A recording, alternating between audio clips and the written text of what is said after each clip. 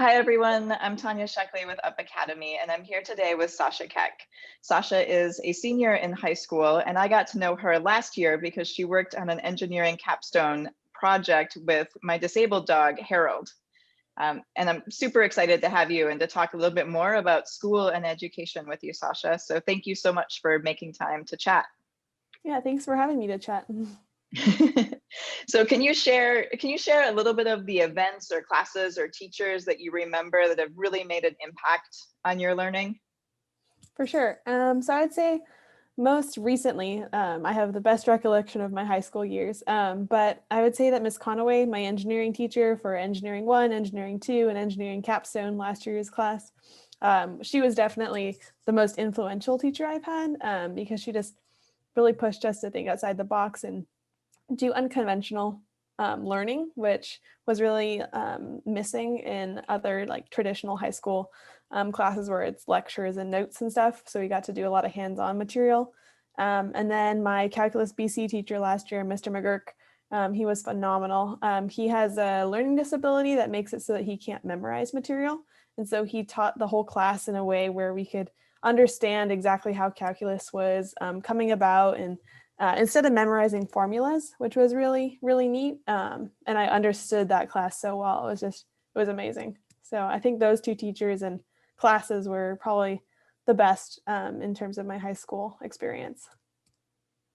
So I'm hearing that you really enjoyed the unconventional ways of teaching when somebody looked at it from a different perspective or a different angle, or you got to really experience the learning instead of For just sure. sitting and listening to teachers. Yeah, Have you had many you learn best that experiences? way. Yeah. Have you had experiences where teachers work together among different classes to create material together that's different, or is it pretty siloed into different classes and subjects? It kind of depends on the teacher. So we have some of the older teachers who are more stuck in their traditional lectures. And they don't really want a lot of stuff impeding on their schedule that they've been maintaining for 30 or more years at the school. So they don't like the change of schedule. So those classes are more traditional to just lectures and notes and stuff like that. But Ms. Conaway tried to work in a little bit of stuff there where our engineering class had projects with a special education department. So our projects were for special education students. That was an Engineering 2 project. And then Spanish does a little bit with our ELD students where I didn't have that particular class, but my sister did, where students in Spanish 1 and students in ELD 1 would meet up and try to learn each other's languages by having communication time to just chat during one of their class periods. So I think those are the best examples of intermixing, but because of tight schedules in high school, it's a little difficult for a lot of teachers to do that. That makes so much sense for foreign language to work together. It's one Yep. of the things that my husband talks about growing up. He grew up in Connecticut and took Spanish. I want to say he took like 6 years of Spanish, and his high school was about 50% Puerto Rican. So everybody spoke Spanish, but there was no mixing of the students. Like they didn't have Spanish speaking students come in and speak Spanish to the kids that were trying to learn Spanish. It just makes so much sense to utilize all of those resources and just to connect the kids. Because Absolutely. my guess is, and I could be totally wrong, but my guess is a lot of those kids are probably not kids that are generally in your social circle, Right. but it gives you Right. time to get to know somebody else on campus and get to know another group of people that you might not otherwise connect with. Yeah, it's a really cool opportunity. I wish my Spanish 1 class did that, but it was a new invention as of last year. So Yeah, no, that's super cool. Can you tell me more about the projects from Engineering 2? Did you actually have the special education students building with you and collaborating and brainstorming? yeah, so the majority of the purpose of the project was it's called a user interface project. So it was essentially based on people being in industry and creating a project for a client where the client has a problem and they give you the description, and which is what we received from teachers and aides. My class in particular was working with our moderate class. So the students are nonverbal, some of them were using talkers and stuff. And a lot of them didn't have motor skills that would enable them to be building prototypes alongside of us, but they were a big part of user feedback, and their aides also helped out a lot, because sometimes the projects weren't necessarily for the students, but for the aides. And so the aides would say, oh, I'm pushing a wheelchair and I can't get into the library without bringing another person with me. Can you build something that can help me open up the door and hold it while I push a wheelchair through and then close it easily? So that was one of the projects, and stuff like that. But there were, depending on which class associated with the period of engineering we were in, there was like a different level of involvement with the students in special education and our engineering students. That makes sense. That sounds really cool. Yeah, Is there it was anything really that fun. is there anything you're really excited about in school right now? I would say, since I'm not taking engineering again this year, otherwise it would definitely be whatever my project is at the time. I really like my physics class this year. There's people that I've been taking math and physics with for, 6 or more years. And so it's really nice atmosphere to be learning AP Physics C mechanics, which is what I want to go into, mechanical engineering. And that's really fun. And then I also have a multivariable calculus class that is pretty difficult. So sometimes it's a little bit difficult to be positive about it and say that it's super fun, because it's a little draining sometimes, but it is a really neat class. So you're all distance learning right now, right? Yes. So how is a mechanical physics going on a distance learning? How are you being able to build things and create and recreate that lab atmosphere? Well, unfortunately, it's not the same as the classroom. We would normally have Mr. Woodmark, our physics teacher, kicking things around the classroom, or throwing things, or launching projectiles, or shooting Nerf guns at a flying plane to simulate stuff. But we have a Pivot Lab, which is a program, I believe it's through CU Boulder, could be mistaken there. And basically you show a video clip and there's little tools that you can use to take data. But it's nowhere near the atmosphere in the classroom with all that error and stuff of people jumping up and down trying to measure spring forces and stuff. So they're not having you recreate those sorts of things at home. You're not shooting at flying airplanes with Nerf guns to simulate. Well, unfortunately, since it's a public school, we have to take into consideration that not everybody has a full closet of Nerf guns and planes to fly across their bedroom. So we have to work within what everybody has. So unfortunately, not right now. Yeah, no, that definitely brings up a whole nother challenge of the pandemic. Not only not being able to be in class and have the energy of the class and collaboration of the class, but also just the disparities of not, the school doesn't have the ability to give everyone the same supplies. There's just not that funding there. And the reality is, like you said, not everybody has that ability to go out and get those same supplies. So it really does create a different experience. For sure. Are there other projects or clubs or sports or classes that you're involved in? For clubs, I'm a part of Spartan Buddies. I actually have the privilege of being the president of that club this year. It's a break off of Best Buddies. I don't know if you've heard of Best Buddies before, but Best Buddies is a national organization with high school chapters, I believe, and also college chapters, pairing students with and without disabilities to make one-on-one friendships. Because it got so big at our school, we had to break off and call it Spartan Buddies instead for Mountain View High School. And we have students with and without disabilities paired together.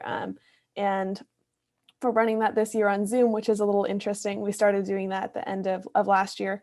And so we have, I want to say 180 to 200 students participating in that club. Yeah, it's pretty impressive. And I send them all out into breakout rooms to chat with their buddies, and everybody's paired with a group of their friends and then somebody in special education, depending on their interests. So, if somebody really likes Marvel, then we'll put them in a group together with other movie fanatics. It's really neat. Yeah. We'll have Animal Assisted Happiness joining us this week with a virtual farm tour with the animals from there. So lots of fun stuff going on there. I think Animal Assisted Happiness was on campus the first time I brought Harold in. Yep. There were a whole bunch of dogs that were leaving. Oh, Animal Assisted Happiness doesn't have dogs, but I think that was like our PTSA, all the service dogs, they had them there. Oh, that could have been it. Yeah. Our Spartan Paws. So your high school has about 1,000 students, or is it bigger than that? 2,200, I think maybe more this year. Okay. We have a big freshman class. Yeah. So I was thinking if you've got almost 200 kids involved, you have almost 10% of the student population involved in a buddies Yeah. program. It's pretty great. Yeah, it's our biggest club on campus, so we enjoy taking pride in that statement. That's awesome. So thinking about high school and thinking about the things that have really worked and the things that haven't worked, if you were going to redesign your whole high school experience and create like the high school of your dreams, what would that look like? I think it would start with just the freedom to pick classes more. I could be getting a little greedy by saying that I want to pick more of my classes, because I have had the opportunity to pick which science classes I want to take and which math classes and electives and stuff. But as a freshman, I really wanted to take engineering. And unfortunately, that meant that as an athlete, I needed to take a 0-period PE. So I had 7 classes, and then that 8th period being my sport. So I was in school from 7:10 to 7 p.m.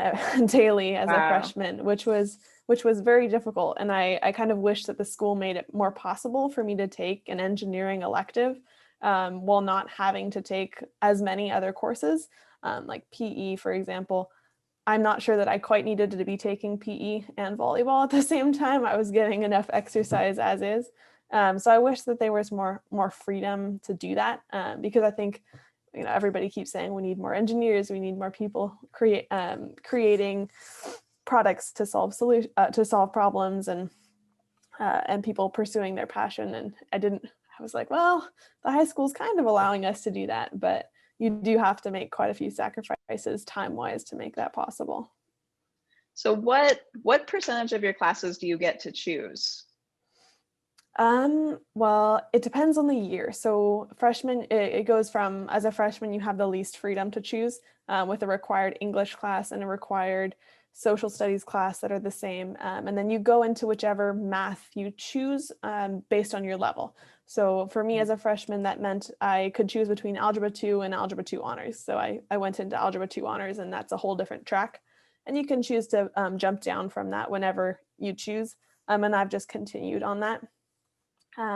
And as a sophomore, everybody's going to take chemistry. So you can choose chemistry or chemistry honors, etc. And then really as a junior is when the picking really, you're allowed to choose what you want to do because you've taken all the requirements.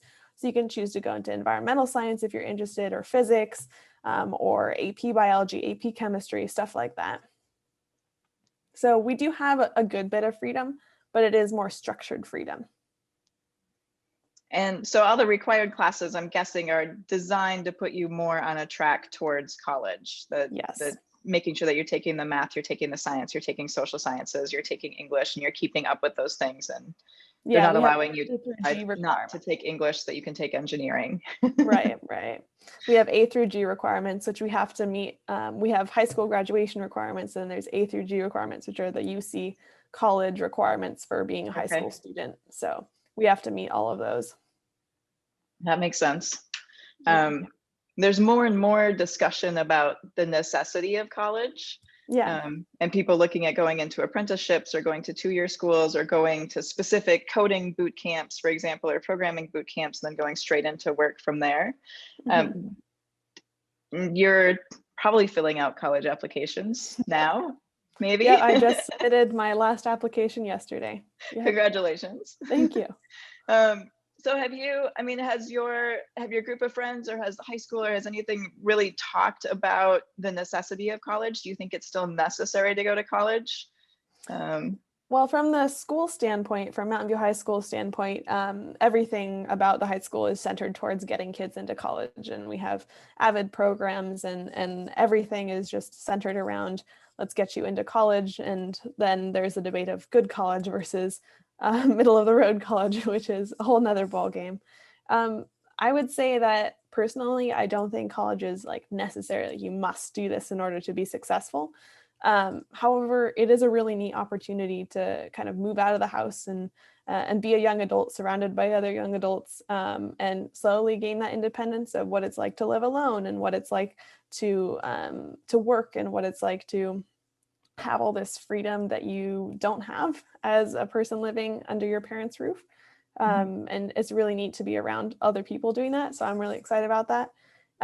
But it's also, as like going into an engineering field, it's really difficult to get an engineering job if you don't have a bachelor's in engineering, or a bachelor's degree, period. So I would say that you absolutely can follow, MIT OpenCourseWare and get yourself an equivalent education, which is actually how I'm taking my multi-class this year, even though I have a professor. But you can take all sorts of online courses and SolidWorks preparatory classes. But I would say that bachelor's of engineering, bachelor's of science is going to get you a job far easier than just doing it on your own. Not saying that that's not an option, but it's a little easier that way. Yeah, I think you're right. And I think it does somewhat probably depend on what you're going into. Absolutely. And I also agree with you that college is so much about the experience, which is really a struggle, I think, for college students right now who aren't Yes. getting that same experience at most campuses. And paying full tuition for online courses. Right.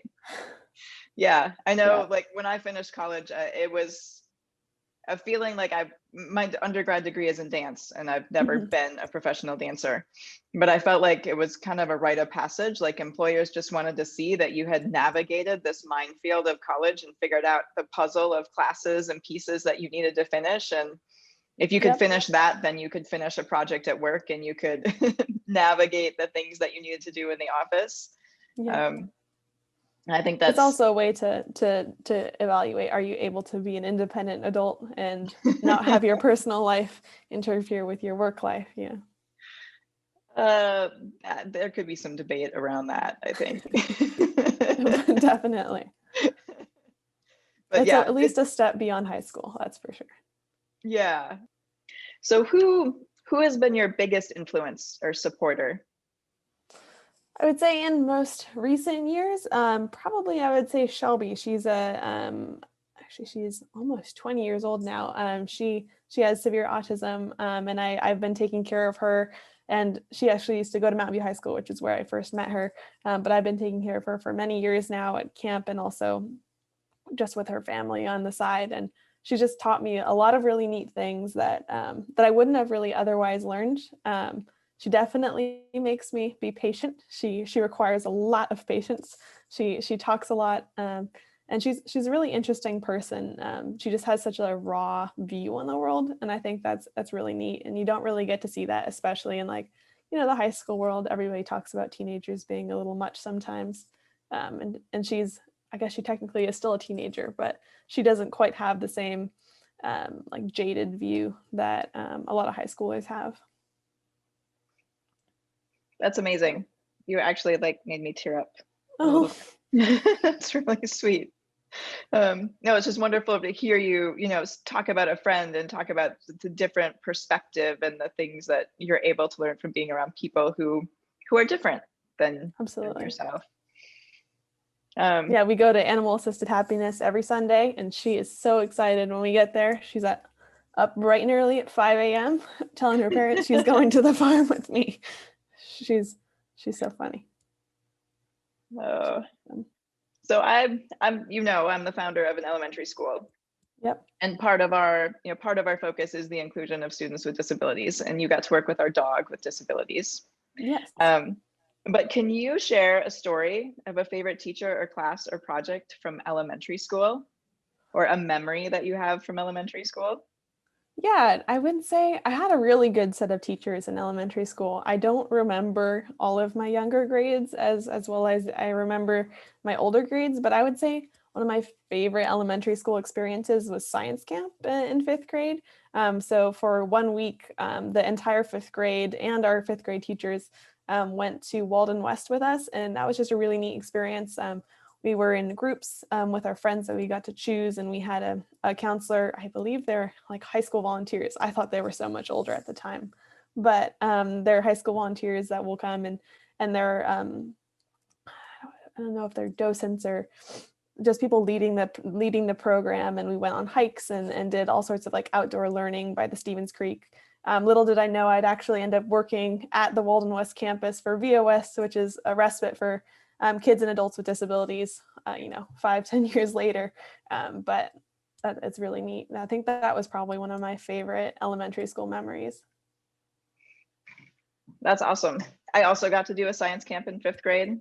And yeah, it was definitely one of the things that I remember the most. We had a camp out at the end, and they had everybody in group tents, and they led us on a night hike through the woods. And it was terrifying, too. And fun and exciting. Yep, we did the solo night hike. I remember that. Oh, great. Well, is there anything else that you want to share, or anything that I haven't asked you that you'd like us to know? I don't think so. I think you've hit all the topics, unless you have any other questions. No, this has been great. I really appreciate your time and your insight and sharing your thoughts with us. So thank you so much. Yeah, thank you for having me.